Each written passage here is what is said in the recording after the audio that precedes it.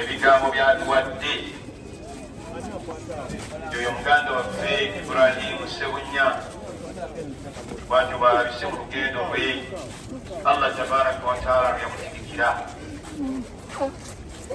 naku lubadde lulungi Allah lweyamujja mu duniya ate nelunaku lwagenda okugenda mu kafuliye lunaku lwabbeeyi nnyo omutwe gulisaidi omutwe gulisaidi omutwe gulisaidi bweguba gulino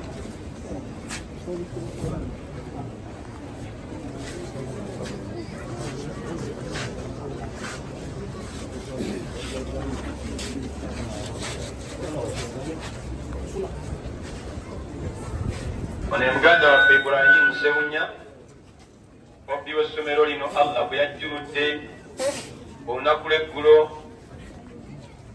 mu kaseera kano kennyini mukalaba akaseera ka maziga okulwaza omuntu kiba kya bbeeyi naye ate omuntu okufaako nga talwadde. Allahu akbar, Allahu akbar. Ta'ala alladhi khalaqa al-mauta wal-hayat liyabluwakum ayyukum ahsanu amala. Bassebo ne bannyabo n'olunaku tosobola kuba na bigambo bingi by'oyogera, naye mbakubagiza ku lwange ne ku lwa management y'amasomero abiri aga Bilal Islamic Schools bwayise, mbakubagiza abafamile ya Haji Ismail the late Ssebunya wamu ne maama, mikwano gya Sheikh Ibrahim Ssebunya abaddala ab'omupako, mukirize lw'abakama bange bonna abali wano bawala omukisa guno bakubagize olw'okufiirwa omuweereza wa Allah subhanahu wa ta'ala ono Sheikh Ibrahim Ssebunya. Inna lillahi wa inna ilayhi raji'un. Mukirize tugenda kukozesa eddakiika nga 15 ekifo kino nga kibula Ibrahim ono n'amanagement ya Bilal yatambuza emyaka ena, yatengeera okusinziira ku records ku archive gye toyina so principal otandika omutendera gwa Thanawi kirasi ezimu kuzasooka kusinziira ku records zetwali tuzikebera Sheikh Ibrahim Ssebunya y'omu ku pioneers aba Thanawi class, era tusaaliddwa nnyo bwe tuba tuwandiika ebyafaayo tusinza ku mitendera nga bwe gibeera ali ku baba pioneers aba Thanawi class. Mwe abaana abagenda okutikkirwa nga bbiri ku hafula yammwe mumanye nti ono gwe tugenda okusaalira y'omu ku pioneers ba Thanawi class, era baali batono nnyo era omukolo gwali awo. Bampadde babadde bakubaako obubaka batuusa kubanga nabo balina hakki ku Seka Ibrahim ono, era nsaba n'ekirala dakiika 15 zinabasabye tulinako mikwano gya Seka Ibrahim so principal abadde nga balina okuwa obubaka bwabwe wali, naye ate nekitasoboka wali netukkaanya ababuwadde babuwadde, meya abadde amaze okwogera netukkaanya nti bajja kutuusa salaamu yaabwe nga bali wano. twala omukisa guno so principal ومن كل عين لما إنا لله وإنا إليه راجعون. السلام عليكم ورحمة الله وبركاته. أماني عبد الباسط متيابا زيغولاتي نزنو كاتونو كسيبونيا سبا الله مساسري nasoma naye wano primary, twali balalo nnyo babiri nga tulina omuzannyo mungi naye alhamdulillah tetwayasa ku madinisa ga ssomero ku mulembe gwa sheekhe waffe Musa Allah musaasire yali atukwatisa Quran 907 paka 12. Tetwakoma ku ssomero tubadde tuwangaala ffenna essaawa zino nayingira omuzannyo badde nzanya muzannyo gwa bikonde era nga y'omu ku bawagizi bange abasinga era njagala nnyo naye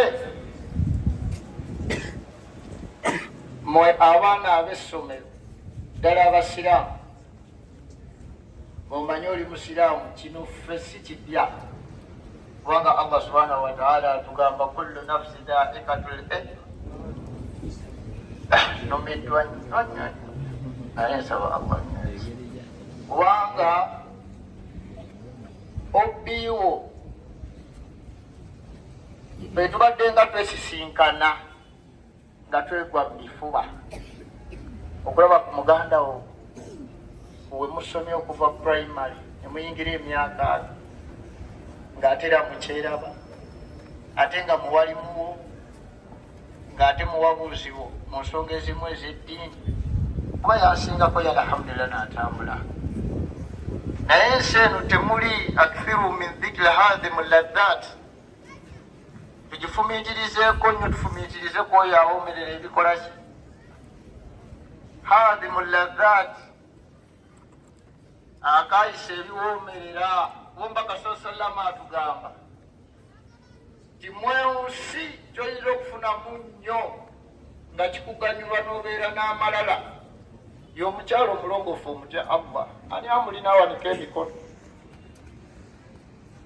wabula kensembeawo nga mmaliriza olw'obudde muganda wange ono twanyumyako ffenna ku nsonga z'ebyobukulembeze abadde ajja ku kifo kya Kawempe South wano muwulirizeewo nnyo ng'ajjanga LC5 kansala era nze omu abadde atambula naye tugenze ewa Latifu tugenze ewa chairman Nyanzi tutambudde naye olw'okusatu lwa wiiki eno ewedde wano muwulirizeewo nnyo awo mubwayisetu ne mugamba ekintu wakivaamu yaŋŋambye ebigambo bino wammanga ne mugamba abasajja abaleka obukulembeze ng'obadde n'amaanyi imaamu muwalimu yaŋŋamba ebigambo bino saba Allah ow'ekitiibwa amusiime nabyo wallahi yaŋŋambye ku lwokusatu luno olwa wiiki ewedde naŋŋamba Abdul Basit nagenda okulaba nga buli lwennoonya amaanyi ag'obukulembeze nga kwetuwaza nnyo nafukamira z'omuwalimu n'endeka olaba abasajja basitudde obusiraamu ku lwokusatu lwa wiiki ewedde naŋŋamba natidde obusiraamu bwange okulaba nga bukkakkanye nnyo ku bantu okufukamira saba Allah amusiime abasaasire nammwe asaasire. Assalamu alaikum warahmatullah. Wa alaikum salam warahmatullah.